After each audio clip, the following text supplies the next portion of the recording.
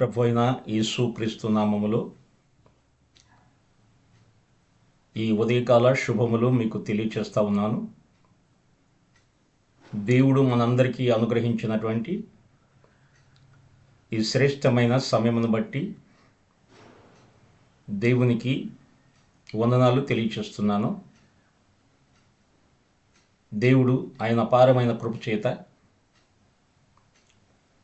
2026వ సంవత్సరంలోనికి మనలను ప్రవేశపెట్టిన సందర్భంగా ఈ కార్యక్రమంలో పాల్గొన్న ప్రతి ఒక్కరికి నూతన సంవత్సర శుభాలు మీకు తెలియచేస్తా ఉన్నాను. దేవుని బిడ్డలారా, ఈ సమయంలో దేవుని వాక్యములో నుండి కొన్ని శ్రేష్టమైన మాటలు మనం వినబోతున్నాం. పరిశుద్ధ బైబిల్ గ్రంథములో 90వ కీర్తన ఈ విధంగా భక్తుడైనటువంటి మోషే వ్రాసిన ప్రార్థనని ఈ కీర్తనలో మనకి రాయబడి ఉన్నది. దైవజనుడైన మోషే చేసిన ప్రార్థన అనేది ఇక్కడ మనకి వ్రాయబడి ఉన్నది. 90వ కీర్తన చాలా శ్రేష్టమైన కీర్తన. ప్రభువా, తరతరముల నుండి మాకు నివాస స్థలము నీవే అని దేవుని వాక్యములో వ్రాయబడి ఉన్న మాట. ప్రభువా, తరతరముల నుండి మాకు నివాస స్థలము నీవే అనే మాట ఇక్కడ రాయబడి ఉన్నది. ఇది మనము అర్థం చేసుకోవాలి. ఈ కీర్తన రచయితను గురించి మనము విన్నాం. ఆయనే దైవజనుడైన మోషే ప్రార్థన అని ఇందుట్లో మనము గమనిస్తూ ఉన్నాం. 150 కీర్తనలలో ఈ 90వ కీర్తన ఒక ప్రాముఖ్యమైన కీర్తనగా ఉన్నది. ఈ 90వ కీర్తను వ్రాసినటువంటి దైవజనుడైన మోషే ప్రార్థన అని దీనిలో అనేక శ్రేష్టమైన విషయాలు మనకి కనపడుతున్నాయి. దేవుని బిడలరా, ఈ సమయంలో మనము ఆలోచన చేస్తే ఈ యొక్క కీర్తనలో ప్రాముఖ్యమైన అంశం ఏం కనపడుతుందంటే, దేవుడే మా నివాస స్థలం, దేవుడే మా నివాస స్థలం అని భక్తుడైనటువంటి మోషే రాసిన కీర్తనలో మనకి అర్థమవుతున్నది. కాబట్టి కీర్తనలు 91లో ప్రభువా, తరతరముల నుండి మాకు నివాస స్థలము నీవే అనేది భక్తుడు రాస్తా ఉన్నాడు. తరతరముల నుండి మాకు నివాస స్థలము నీవే అని ఈ భక్తుడు రాసేటువంటి మాట మనము ఆలోచన చేయాలి. ఇశ్రాయేలీలు అరణ్యములో ప్రయాణం చేస్తున్నటువంటి సమయం, వారు ఒక జనాంగంగా ఉన్నారు. వారు నూతన దేశములో ప్రవేశించబోతున్నారు. అలాంటి సమయంలో మోషే ఈ మాటలు వారికి తెలియజేస్తున్నాడు. దేవుడే మన నివాస స్థలం అని విషయాన్ని ఇక్కడ రాస్తా ఉన్నాడు. అంటే వీరి యొక్క చరిత్రను ఆలోచన చేస్తే, వీరి కాని దేశం ఐగుప్తులో 400 సంవత్సరాలు వారు బానిసలుగా ఉన్నారు. ఆ తరువాత ఐగుప్తు నుండి బయటకు వచ్చిన తర్వాత అరణ్యములో 40 సంవత్సరాలు వారు యాత్రికులుగాను పరదేశులుగాను వారు ప్రయాణం చేస్తూ సాగుతూ ఉన్నారు. వారు వాగ్దాన దేశమైన పాలు తేనెలు ప్రవహించే కానాను దేశంలోనికి వారు ప్రవేశించవలసిన వారుగా ఉన్నారు. అయితే ఆ సమయంలో వారిని ప్రోత్సాహపరుస్తూ వారికి తెలియచేసిన మాట ఏది అనగా, దేవుడే మా నివాస స్థలం. ఒకప్పుడు ఐగుప్తులో వారు గుర్తింపు లేని వారుగా వారు ఉన్నారు. అయితే అరణ్యంలో వారికి మరి నివాసం లేదు.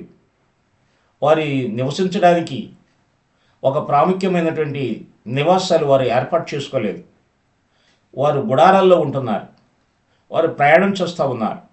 అలాంటి పరిస్థితుల్లో వారిని ప్రోత్సహిస్తూ మోషే చెబుతున్నాడు, దేవుడే మా నివాస స్థలం అని ఈ విషయాన్ని మనకి తెలియజేస్తూ ఉన్నాడు. ఇది ఎంతో ప్రాముఖ్యమైన మాటగా ఇక్కడ మనకి కనబడుతుంది. ఈ యొక్క కీర్తన సుమారు 3400 సంవత్సరాలు మరి ప్రాచీనమైనటువంటి కీర్తనలు అనేకము గ్రంథస్థం చేయబడినాయి.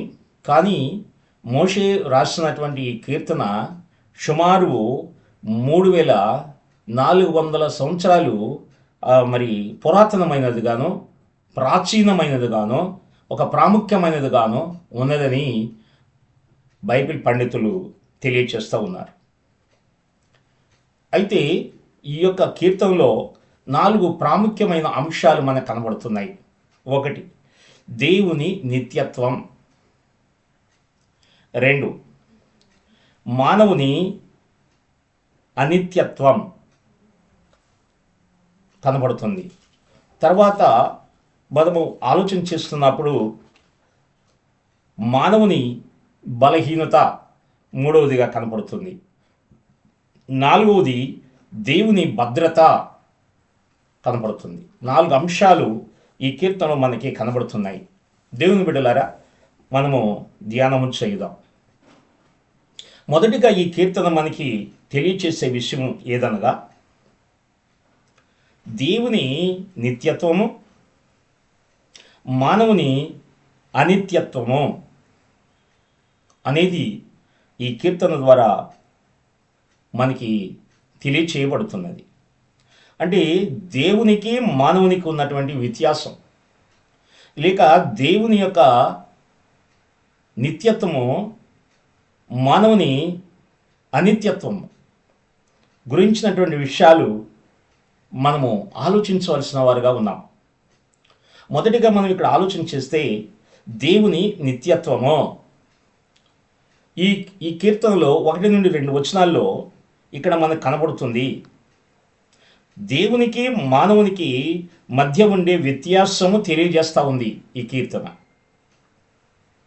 అంటే దేవుడు సృష్టికర్తని, ఆయన నిత్యుడని, ఆయన శాశ్వతమైన వాడని, తరతరాలుగా మారని దేవుడని, మానవులందరికీ కావలసిన భద్రత, ఆశ్రయము ఆయనందే ఉన్నదని ఈ కీర్తన మనకి తెలియచేస్తూ ఉంది. ఇక్కడ దేవుని నిత్యత్వం అనే ఈ యొక్క అంశాన్ని గురించి మనం ఆలోచిస్తున్నప్పుడు మోషే తెలియచేసిన మాట, దేవుడే మా నివాస స్థలం అంటున్నాడు. అంటే దేవుడు మన నివాస స్థలము అయినప్పుడు ధనికుల పైన, వారి యొక్క భవనాల పైన, లేక రాజుల పైన, వారి యొక్క నగరుల పైన మన దృష్టి నిలపరాదు. ఎందుకు అనగా, ఇవి కనపడేటువంటి భవనాలు కావచ్చు, నగరాలు కావచ్చు, ఒక రోజున నేలకూలి దుమ్ములో కలిసిపోయినప్పటికీ విశ్వాసుల నివాస స్థానమైన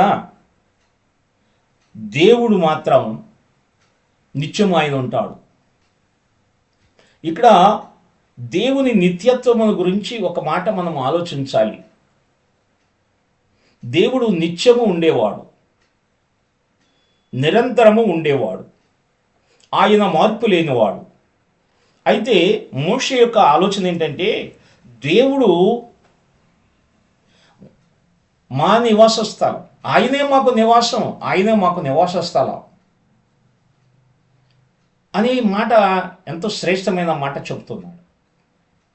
అంటే దేవుణ్ణి నివాస స్థలముగా చేసుకున్న జనాంగము కానీ, దేవుని నివాస స్థలముగా చేసుకున్న దేవుని పిల్లలు కానీ, దేవుని నివాస స్థలముగా చేసుకున్నటువంటి ఎవరైనా కావచ్చు, వారు ఈ భూమి మీద దేనికి భయపడాల్సిన పని లేదు అనే విషయాన్ని మోషే భక్తుడు ఇక్కడ మనకి తెలియచేస్తూ ఉన్నాడు. అందువలన ఈ భౌతికంగా కనపడే వాటి మీద మీ దృష్టి పెట్టి వాటిని చూస్తే మీరు నిరుత్సాహపడవద్దు, కృంగిపోవద్దు. అయితే దేవుని వాక్యం మనకి చెప్పే మాటలు ఏంటంటే, విశ్వాసులు పూరిగడుసులో ఉండవలసి వచ్చిన, కొండ గుహలలో తలదాచుకొనవలసి వచ్చిన వారి నివాస స్థలము దేవుడు, అది ఎప్పుడు మనం మర్చిపోకూడదు అనేది ఇక్కడ మనము అర్థం చేసుకోవాలి. దేవుని బిడ్డలరా, దేవుని నిత్యత్వమును గురించి ఆలోచిస్తున్నప్పుడు దేవుడు ఆదికాండం 1వ అధ్యాయం మనకి ఏం కనపడుతుందంటే, దేవుడు భూమి ఆకాశములను సృజించాడు అనేది మనకి వ్రాయబడిన మాట. కాబట్టి భూమిని, ఆకాశాన్ని, ఆ తర్వాత ఈ సృష్టిని, ఈ సృష్టిలో ఉన్న సమస్తాన్ని ఆయన సృష్టించాడు. అయితే ఈ భూమి ఆకాశము లేనప్పుడు ఏముంది అనేది ఇక్కడ మనం ఆలోచన చేసినప్పుడు, భూమి ఆకాశము లేనప్పుడు నిత్యత్వం ఉన్నది. నిత్యత్వం ఉన్నదంటే దేవుడు నిత్యత్వములో ఉన్నాడు. ఆయన ఉన్నవాడు అంటే సృష్టి లేనప్పుడే, ఈ భూమి లేనప్పుడే, ఈ ఆకాశాలు లేనప్పుడే, ఈ సృష్టిలో ఉన్న సమస్తము లేనప్పుడే ఆయన ఉన్నాడు. నిత్యత్వం ఉన్నది. అందుకని దేవుడు ఆయన నిత్యుడుగా ఉండేవాడు, నిరంతరము జీవించేవాడు. కాబట్టి దేవుని నిత్యత్వము అది శాశ్వతమైంది. ఈ లోకములో ఉన్నటువంటి అన్నీ కూడా అంతరించిపోయినా ఆయన శాశ్వతంగా ఉండేవాడు. ఆయన నిత్యత్వము శాశ్వతమైంది. ఆయన ఉండే స్థలము శాశ్వతమైంది. ఆయన నమ్మిన పిల్లలు కూడా శాశ్వతమైన వారు. లోకములో ఎలాంటి పరిస్థితులు ఏర్పడినా వారు శాశ్వతమైన వారు. అందుకని వారు ఎలాంటి వారు అని భక్తుడైన మోషే చెప్తుందంటే, దేవుడే మా నివాస స్థలం, తరతరాలకు ఆయన మాకు నివాస స్థలము అని చెప్తున్నాడు. ప్రభువా, తరతరముల నుండి మాకు నీవే నివాస స్థలము, నీవే మా నివాస స్థలము, నీవే మేము దాగు చోటు, నీవే మేము నివసించడానికి తగినటువంటి స్థలము అని మోషే భక్తుడు ఆయన ప్రార్థనలో ఈ మాటలు కనపడుతున్నాయి. దేవుని బిడ్డలారా, దేవుని ప్రజలైన ఇశ్రాయేలీలు పరాయదేశంలో కొన్ని వందల సంవత్సరాలు వారు బానిసలుగా గడిపారు. వారు అరణ్యములో 40 సంవత్సరాలు అరణ్యయాత్రలో వారు ఉన్నారు. వారు పరాయదేశంలో ఉన్నప్పుడు కానీ, ఇక్కడ అరణ్యములో ఉన్నప్పుడు కానీ వారి భూలోక సంబంధించినటువంటి నివాసాలు ఒక స్థిరమైనవి గాను ఉన్నతమైనవిగా లేవు. అవి కాదు శాశ్వతమైనవి, కానీ శాశ్వతమైన దేవుడే మాకు నివాస స్థలంగా ఉన్నాడు అని తన ప్రజలకు చెప్తున్నాడు. ఆయనే మనకి నివాస స్థలం, ఆయనే మనకు ఆశ్రయం అని భక్తుడైన మోషే ప్రార్థనలో ఈ విషయం మనకు తెలియజేస్తుంది. కాబట్టి దేవుని పిల్లలైన మనము మన నివాస స్థలము మన దేవుడే.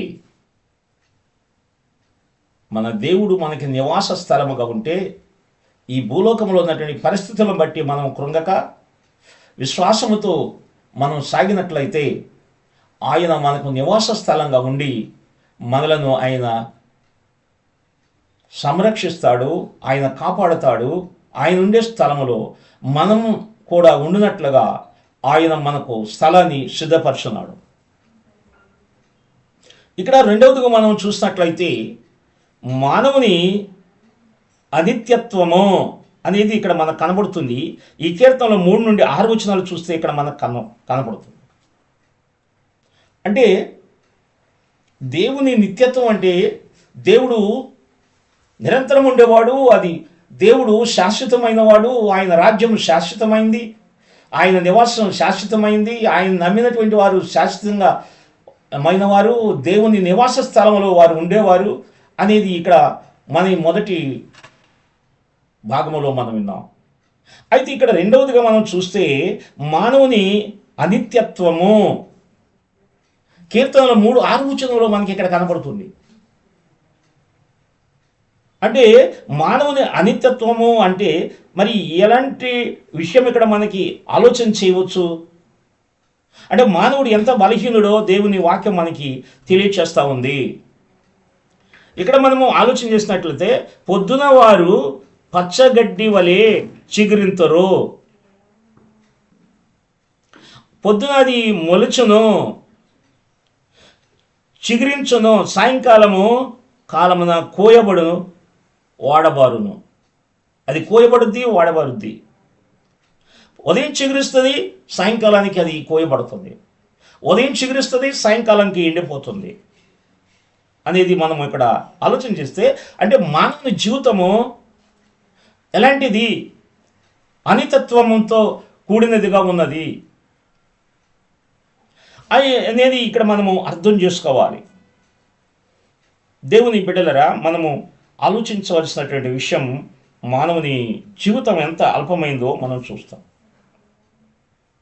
ఇక్కడ మనము ఆలోచన చేస్తే మానవ జీవిత కాలంలో ఎక్కువగా మానవుడు సంతోషపడేది, ఆనందపడేది ఏంటంటే మానవ జీవితంలో 100 సంవత్సరాలు బ్రతికితే 100 సంవత్సరాలని బ్రతికినటువంటి అప్పుడు మానవుని గురించి మనం ఏం తలుస్తామంటే దీర్ఘకాలం బ్రతికాడు, ఎక్కువ కాలం బ్రతికాడు అని మనం తలుస్తాం. మానవుని యొక్క జీవితము 100 ఏళ్ళు, అది ఎక్కువ కాలము లేక సుదీర్ఘ కాలం అనేది మనం తలుస్తాం. కానీ ఇక్కడ మానవుని యొక్క అనితత్వము, అనితత్యము అనేది మనము ఆలోచన చేస్తే ఇక్కడ మనకి తెలిసే విషయం ఏంటంటే మానవుడు జీవించేది కొద్ది కాలమే, అంటే కొద్ది జీవితమే మానవుంది. ఒక గడ్డి పువ్వు లాంటిది మానవుని జీవితం అనేది ఇక్కడ మనకి కనబడతా ఉంది. దేవుని బిడ్డలారా, మనం ఆలోచన చేస్తాం. అయితే ఇక్కడ మనము గమనించినట్లయితే మానవుని జీవితంలో తన జీవితం గురించి దేవుని యొక్క ఆలోచన, దేవుని సమయం ఎట్లా ఉంది, మరి దేవుడు ఆయన సమయంలో మనము ఒక్కరోజు 1000 రోజులుగా ఆయన చూస్తున్నాడు. అంటే 1000 రోజుల్ని ఒక్కరోజుగా చూస్తున్నాడు. ఒక్కరోజు 1000 రోజులు కనపడుతుంది. అయితే మానవ జీవితంలో ఇంకా ఏం కనపడుతుందంటే ఒక నిద్రపోయే ఒక జాము లాగా ఉంది మానవ జీవితం అని ఇక్కడ కనపడుతుంది. అంటే మానవుని యొక్క జీవిత కాలాన్ని మానవుడు ఆలోచన చేసినప్పుడు ఒక రోజులో మానవ జీవితము గడ్డి పువ్వు లాంటిదని, అది చిగురిస్తుంది, వాడిపోతుంది అని మనం చూస్తాం. తర్వాత ఒక నదీ ప్రవాహముపై తేలే నురుగు లాంటిది అనేది కూడా మనం మానవ జీవితం అది మనకు తెలుస్తూ ఉంది. అయితే మానవుడు జీవించే జీవితం 100 సంవత్సరాలు సుదీర్ఘ కాలం అనిగా మనం తలంచిన, అది దేవుని దృష్టిలో ఒక రోజు, ఒక జాము అనేది మనకి ఇక్కడ తెలియచేయబడుతుంది. కాబట్టి మానవుని జీవితము ఎంత అల్పమైందో దేవుని దృష్టిలో మనకు కనబడుద్ది.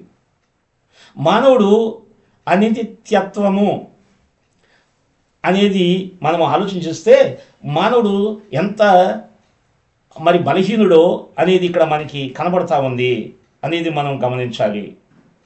మానవుని జీవితాన్ని అది శాశ్వతమైంది కాదు, కానీ అశాశ్వతమైంది అనేది మనం చూస్తాం. అయితే భూమి మీద ఉన్న మానవుడు మరి పరిమితులతో కూడినటువంటి జీవితాన్ని పోలినవాడుగా ఉన్నాడు. మానవ జీవితానికి పరిమితులు ఉన్నాయి. ఆ మానవుడు ఈ భూమి మీద జీవించడానికి కొన్ని పరిమితులు ఏర్పాటు చేశాడు దేవుడు. అతనికి కొంత కాలాన్ని, కొంత సమయాన్ని ఆయన ఏర్పాటు చేశాడు. మానవుని జీవితం అల్పమైంది అని మనకు తెలుస్తూ ఉంది. అయితే మా మట్టి నుండి చేయబడ్డాడో ఆ మట్టిలోనికి మరలా మానవుడు చేరాల్సి ఉన్నది అని దేవుని వాక్యం మనకు తెలియజేస్తూ ఉంది. అంటే ఇంత అల్పమైన జీవితం, అల్పమైన జీవితం మానవునిది. దేవుని యొక్క స్థితి ఏంటంటే ఆయన నిత్యత్వము, ఆయన నిత్యము నిరంతరము జీవించేవాడు. మానవుడు మాత్రం కొద్ది కాలమే ఆయన జీవించే జీవితం మానవుడు కొద్ది కాలమే అనేది ఇక్కడ మనకి తెలియచేయబడుతుంది.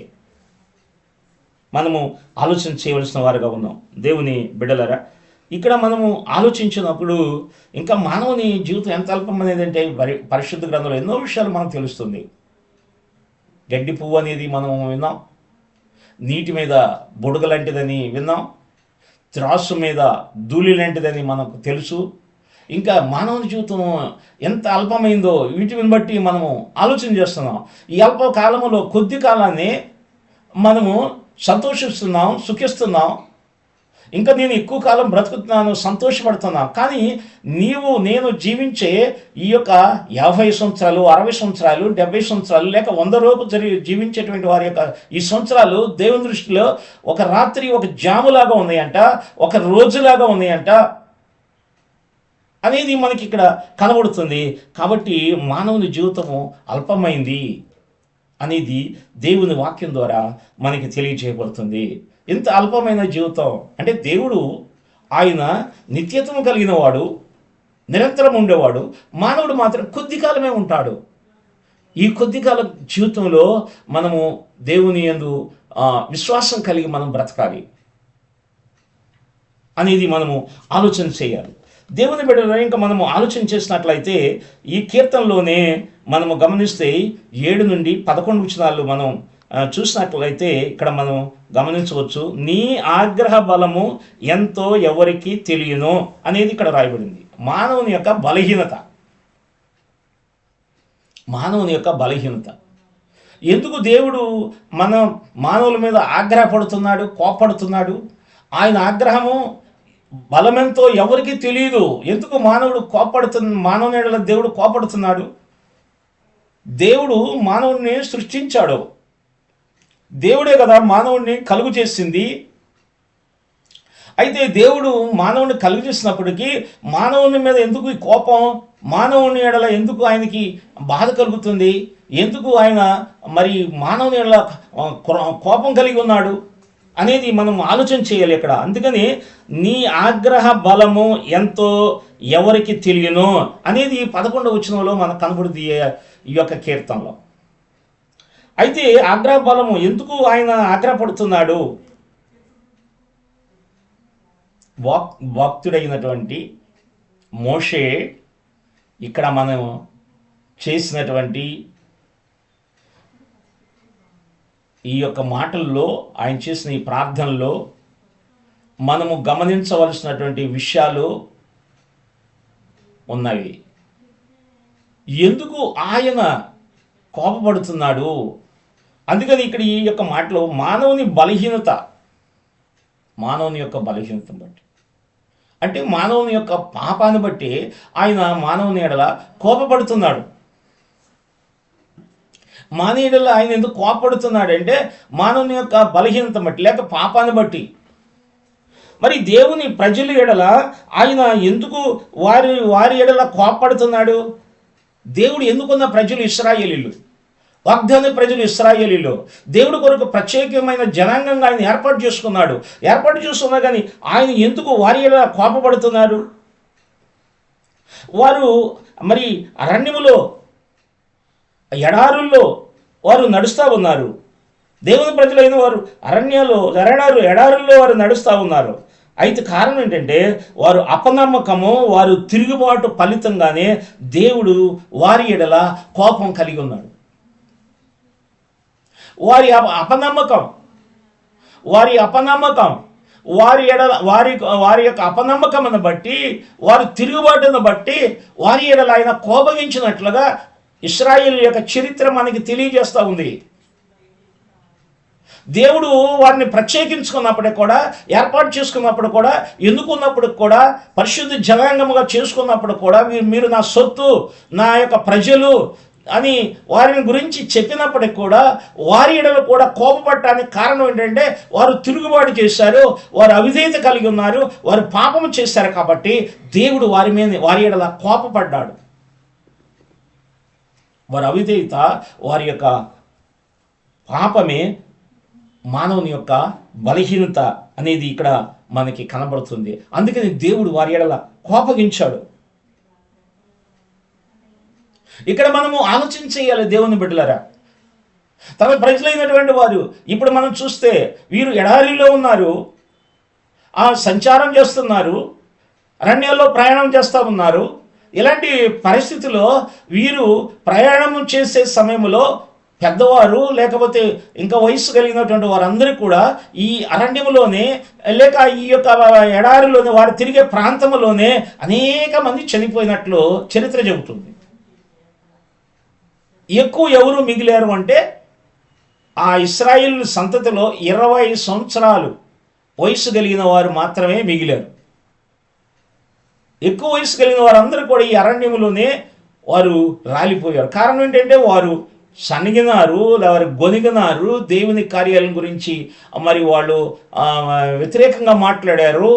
వారు చేసినటువంటి వారి అవిధేయతను బట్టి, వారి పాపాన్ని బట్టి, వారి తిరుగుబాటును బట్టి, దేవునికి కోపం రేపిన దాన్ని బట్టి దేవుడు అనేక సార్లు వారిని శిక్షించాడు, వారి మీద కోపగించాడు, వారిని అనేక సార్లు శిక్షకు గురి చేశాడు.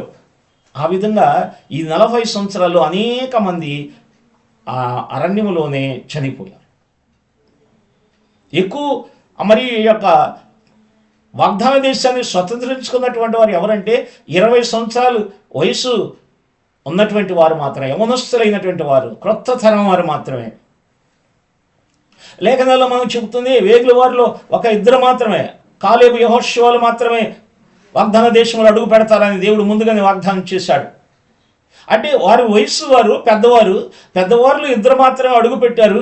మిగిలిన వారందరూ కూడా యవనస్తులు అయినటువంటి వారు 20 సంవత్సరాలు మరి ఉన్నటువంటి వారందరూ కూడా ఆ వాగ్దాన దేశంలోనికి క్రొత్త తరం వారు ప్రవేశించారు.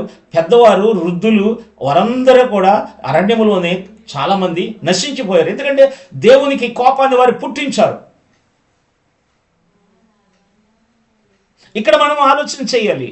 దేవుని కోపాన్ని పుట్టించడం వలన ఇశ్రాయేలు ఎడల ఇంత కఠినంగా దేవుడు వ్యవహరిస్తే అనేక సార్లు మనకు ప్రశ్న వస్తుంది.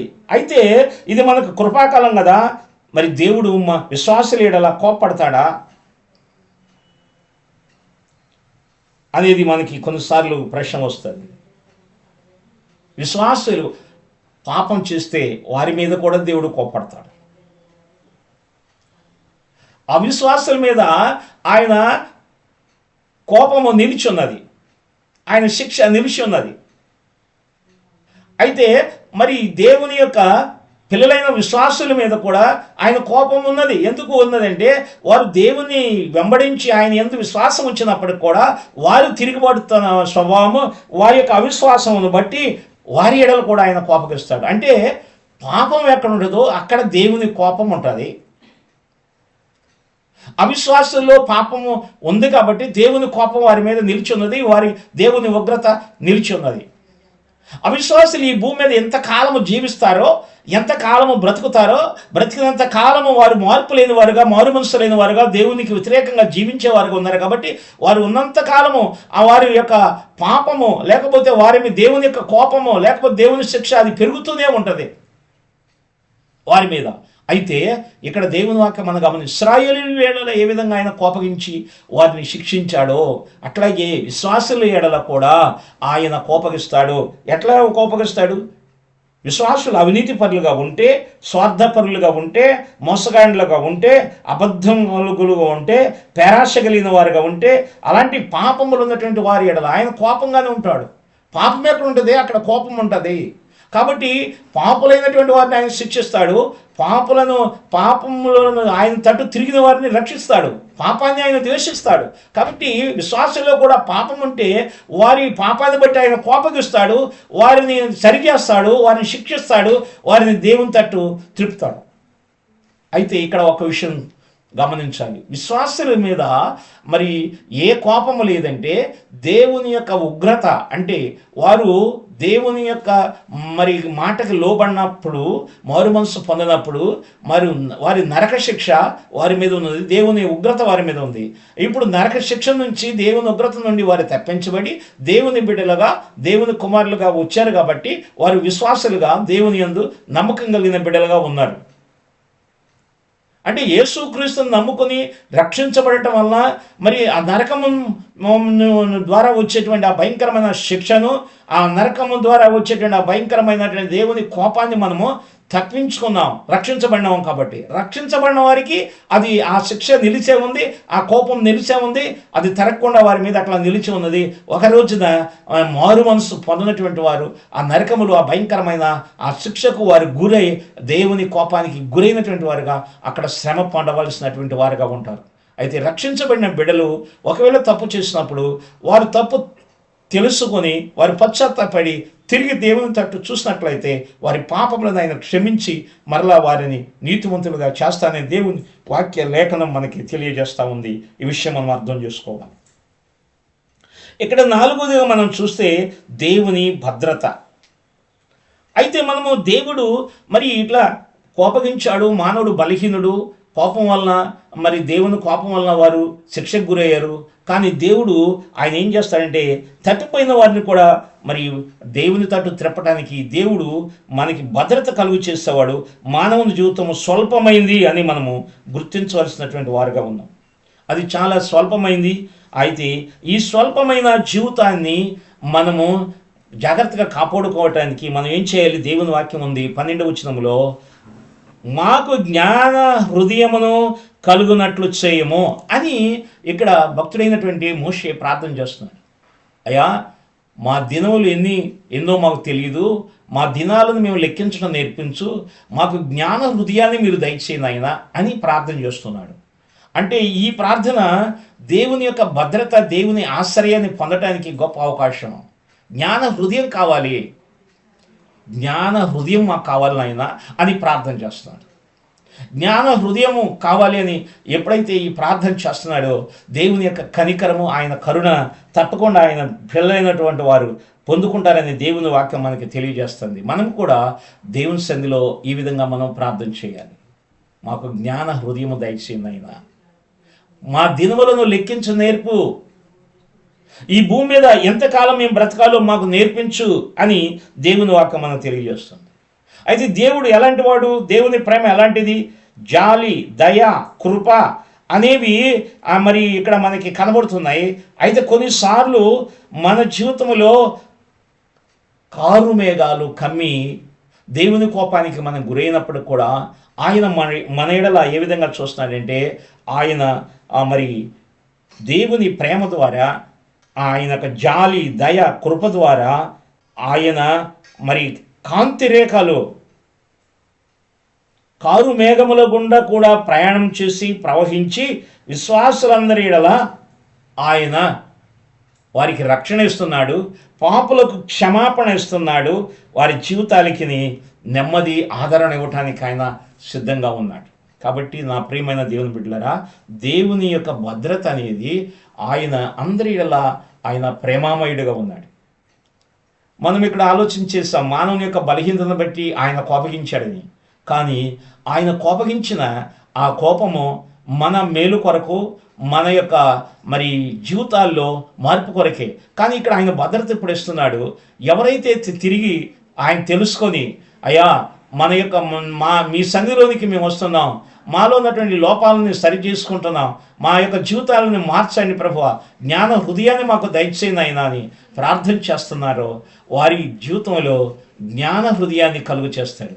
ఈ జ్ఞాన హృదయం కలిగిన వారు, ఈ భూమి మీద జీవితము చాలా అల్పమైంది, ఈ భూమి మీద జీవించే జీవితం కొద్ది కాలమే, ఈ కొద్ది కాలమే శ్రేష్టమైన జీవితం మనం జీవించాలి. మరి ఇక్కడ దేవుని వాక్యం మనకి ఆలోచన చేసినప్పుడు, విశ్వాసులైన దేవుని పిల్లలు మనం జీవించేది కొద్ది కాలమే, కొద్ది కాలం శ్రేష్టమైన జీవితం జీవించాలి, స్థిరమైన జీవితం జీవించాలి. మరి ఇతరులకు ఆశీర్వదకరంగా మనం జీవించాలి. ఆ జీవితమే దేవునికి ఎంతో సంతోషకరాన్ని కలుగజేస్తుంది. కాబట్టి ఈ భూమి మీద జీవించే జీవితం మానవుడు అల్పకాలము కాబట్టి అల్పకాల పాపభోగముల మీద మన మనస్సు పెట్టకుండా శాశ్వతమైన దేవుని రాజ్యం మీద మన మనస్సును పెట్టి మనము దేవుని యొక్క సన్నిధిలో మనం గడపాలి. అందుకని జ్ఞాన హృదయము మాకు దయచే తండ్రి అని ప్రార్థన చేస్తాం. నీ ప్రసన్నత మా మీద, మా కుటుంబాల మీద ఉంచండి అని ఇక్కడ ప్రార్థన చేయటం జరుగుతుంది. నా ప్రియమైన దేవుని బిడ్డలారా, జ్ఞాన హృదయాన్ని దేవుడు మనకి ఇవ్వాలని మనం కోరుకోవాలి.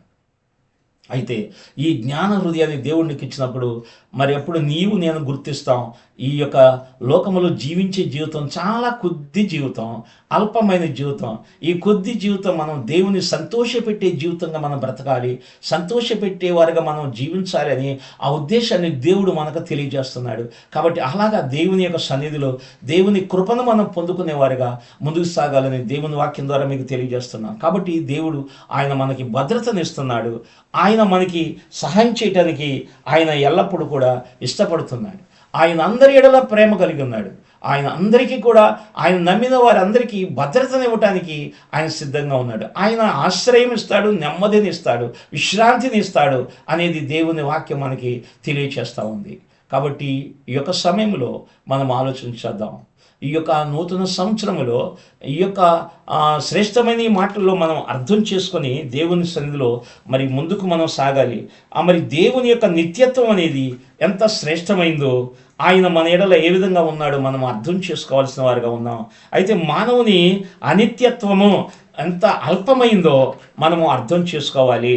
మానవుని యొక్క బలహీనత ఎలాంటిదో మనం అర్థం చేసుకోవాలి. అయితే అలాంటి వ్యక్తుల ఎడల కూడా మరి దేవుని భద్రత ఎంత శ్రేష్టమైందో, అల్పమైన ఈ కొద్ది జీవితం మన ఇష్టానుసారంగా మనం జీవించుకోకుండా ఈ కొద్ది జీవితాన్ని శ్రేష్టమైన జీవితంగా, దేవునికి ఉపయోగపడే జీవితంగా మార్చుకొని దేవుని కొరకు మనం బ్రతకటానికి ముందుకు సాగినట్లయితే మనం ఎంతో ధన్యులుగా ఉంటాం. ఎందుకంటే ఇక్కడ మనకు అనేక సార్లు వింటాం, కాకిలాగా కలకాలం బ్రతికే కంటే హంసలాగా కొద్ది కాలమైన బ్రతకటం శ్రేష్టమని. విశ్వాసిగా మనం కొద్ది కాలము, మన జీవితం అల్పకాలము కొద్ది కాలమే కాబట్టి ఈ కొద్ది కాలము శ్రేష్టమైన జీవితంలో దేవుడు ఇష్టపడే జీవితాన్ని మనం జీవించేవారుగా దేవుని యొక్క మరి విషయాన్ని మనము అర్థం చేసుకోవాలి. అనేక మంది మరి వారి జీవితం అల్పమైనని తెలిసి ఈ భూమి మీద వారు ఉండగా అది మరి ఎంతో నమ్మకంగా దేవుని కొరకు వారు బ్రతికినట్లు మనం చూస్తూ ఉన్నాం. ఇదిగో చూడండి, బాప్తీసం ఇచ్చే యోహాను జీవితము చాలా యవన కాలంలో ఆయన దేవుని కొరకు హతసాక్షిగా మారవలసి వచ్చింది. కానీ దేవుని కొరకు ఒక ప్రత్యేకమైన వ్యక్తిగా, దేవుని కొరకు ప్రత్యేకమైనటువంటి వ్యక్తిగా ఈ భూమి మీద మరి పరలోకపు తండ్రిని మహిమపరిచినటువంటి వ్యక్తిగా ఈ భూమి మీద అతడు జీవించిన జీవితము ఎంతో ప్రాముఖ్యమైనదిగా మనకు కనపడుతుంది. అట్లాగే మనల్ని రక్షించడానికి వచ్చిన మన రక్షకుడైన యేసు ప్రభు యొక్క జీవితము ఎంత శ్రేష్టమైనదిగా, పరలోకపు తండ్రికి ఇష్టమైన జీవితం జీవించి ఆయన గురించి తండ్రి ఏం చెప్పాడంటే, ఈయనందు నేను ఆనందించుచున్నాను అని చెప్పిన ఆ శ్రేష్టమైన మాట మన జ్ఞాపకం వస్తుంది. యేసు ప్రభు జీవితం చూసి ఆయన ఎంతో సంతోషపడినట్లు మనం చూస్తాం. అదేవిధంగా ఎంతోమంది భక్తులైనటువంటి పౌలు గారి కూడా దేవునికి ఒక సాధనంగా వాడబడినటువంటి తన యొక్క జీవితంలో దేవుని కొరకు ఒక నమ్మకమైన జీవితం జీవించి, నన్ను పోలి మీరు నడుచుకోండి, నేను క్రీస్తును పోలి నడుచుకున్న ప్రకారంగా మీరు నన్ను పోలి నడుచుకోండి అని ఒక మాదిరికరమైన జీవితం జీవించిన వ్యక్తిగా మనకు కనపడు. ఎలాంటి వారు ఎంతోమంది, కొంతమంది ఎక్కువ కాలము వారు బ్రతకపోయినా కొద్ది జీవితాల్లోని వారు దేవుని కొరకు నమ్మకమైన వారిగా, మరి శ్రేష్టమైన వారిగా వారు జీవించిన జీవితాలు మనం గుర్తు చేసుకుంటే ఈ జీవితం ఎంత విలువైందో, ఎంత శ్రేష్టమైనదో మనం గుర్తించవచ్చు. దేవుడు కొంతమందిని ఈ భూమి మీద ఒక శ్రేష్టమైన దానికోసం ఆయన జన్మింప చేశాడు. వారి జన్మ కారణం ఏంటంటే వారు ఈ భూమి మీద ఈ కార్యం చేయటానికే దేవుడు వారిని ఈ లోకానికి పంపాడు. కాబట్టి దేవుడు దేని నిమిత్తం అయితే వారు పంపబడ్డారో, పంపబడినటువంటి వారు దేవుని కార్యం కొరకు ఈ భూమి మీద జీవించి దేవుని సంతోషపెట్టి దేవుని మహిమ కొరకే బ్రతికి వారి జీవితాలు దేవునికి ఇష్టమైన జీవితాలుగా మలుచుకొని ఇతరులకు ఆదర్శంగా జీవించి ముందుకు సాగి దేవుని యొక్క సన్నిధిలో ఒక ప్రత్యేకమైన వారికి ఉన్నారు. దేవుని వాక్యములో వారి యొక్క జీవితాలు ఒక శ్రేష్టమైనవిగా రాయబడినాయి. అలాంటి వారి యొక్క పేర్లు దేవుని సన్నిధిలో ఆయన జీవ గ్రంథములో రాయబడి ఉన్నటువంటి వారిలో వారు ప్రాముఖ్యమైన వారిగా ఉన్నారని దేవుని వాక్యం మనకు చెబుతుంది. కాబట్టి ఈ యొక్క సమయంలో దేవుని భద్రతలో మనల్ని ఉంచడానికి ఆయన ఇష్టపడుతున్నాడు. నీకు భద్రత ఎక్కడా లేదు, లోకములో లేదు. లోక సంబంధించినటువంటి స్నేహితుల ద్వారా, లోక సంబంధించిన మనుషుల ద్వారా, లోక సంబంధించినటువంటి అధికారుల ద్వారా, లోకంలో ఉన్నటువంటి వారి ధనము ద్వారా, లోకంలో ఉన్న దేనిలో ద్వారా కానీ నీకు భద్రత లేదు. కానీ దేవునిలో భద్రత ఉంది. ఆయన యందు విశ్వాసం కలిగి ఉండాలి. అందుకని మరి భక్తుడు మోషే భక్తుడు తెలియజేస్తున్న విధంగా దేవునిలో మీకు భద్రత ఉన్నది, దేవునిలో మీకు భద్రత ఉన్నది. ఇశ్రాయేలీయుల గురించి, తన పిల్లలైనటువంటి దేవుని ప్రజల గురించి ఆయన చెప్పిన మాట. అయితే మన భద్రత దేవునిలోనే. దేవుడు నిన్ను భద్రపరిచి నిన్ను నడిపించగలిగినటువంటి శక్తిమంతుడు ఆయన నిత్యుడు, ఆయన నిత్యమైన వాడు, ఆయన శాశ్వతమైన వాడు. మనమైతే అల్పమైన వారము. మరి కొద్ది కాలం ఈ భూమి మీద బ్రతుకుతాం. అల్పమైనటువంటి కొద్ది జీవితాన్ని ఆయనకు అంకితం చేసి, ఆయనకు అప్పగించి, ఆయనకి ఇష్టమైన జీవితం మనం జీవిస్తే మనం ఎంతో ధన్యులము. మనము దేవుని సముఖంలో ఒక ప్రాముఖ్యమైన స్థానాన్ని మనం సంపాదించుకుంటాం. అనేక మందికి దీవెనకరంగా ఈ భూమి మీద బ్రతకడమే కాకుండా ప్రభువు చూసి సంతోషించే వారుగా మనం ముందుకు సాగుతాం. అలాంటి కృప ఈ నూతన సంవత్సరంలో ప్రతి ఒక్కరూ పొందుకోవాలని, ఒకవేళ మరి దేవుడు ఆయన నిత్యత్వము కలిగినటువంటి వాడుగా ఉన్నాడని, మనము అల్పులమని, ఈ అల్పమైన జీవితం కొద్ది కాలమేనని గుర్తించి ఆయన భద్రతలోనికి మనం వచ్చి మనం సరి చేసుకొని ఆయనకి ఇష్టమైన జీవితం జీవించి ఆయన కృపను పొందుకునే వారుగా ముందుకు సాగాలని తెలియజేస్తూ ఈ మాటలు ముగిస్తున్నాను. దేవుడు మనలను ప్రత్యేకంగా ఈ యొక్క సమయంలో దేవుని మాటలు శ్రద్ధగా వినేటువంటి బిడలకు, వారి కుటుంబాలకు దేవుని సన్నిధి, ఆయన సమాధానము, ఆయన కృప తోడుగా ఉండి నడిపించునుగాక. ఆమేన్. ప్రార్థన. మహోన్నతుడైన తండ్రి, పరిశుద్ధుడైన దేవ, మీ పరిశుద్ధమైన పాదములకు స్తోత్రాలు. మమ్ములను ప్రేమించి మీరు మాకు ఇచ్చిన ఈ సమయాన్ని బట్టి వందనాలు. ఈ నూతన రోజులో మీరు మాకు ఇచ్చినటువంటి శ్రేష్టమైన సమయాన్ని బట్టి వందనాలు నాయన. నీవిచ్చిన ఈ శ్రేష్టమైన సమయాన్ని బట్టి నీకు వందనాలు తండ్రి. మమ్మలను మీరు జ్ఞాపకం చేసుకో తండ్రి. దేవా, నీ వాక్యమును మేము అర్థం చేసుకునే వారిగా ఉండాలి.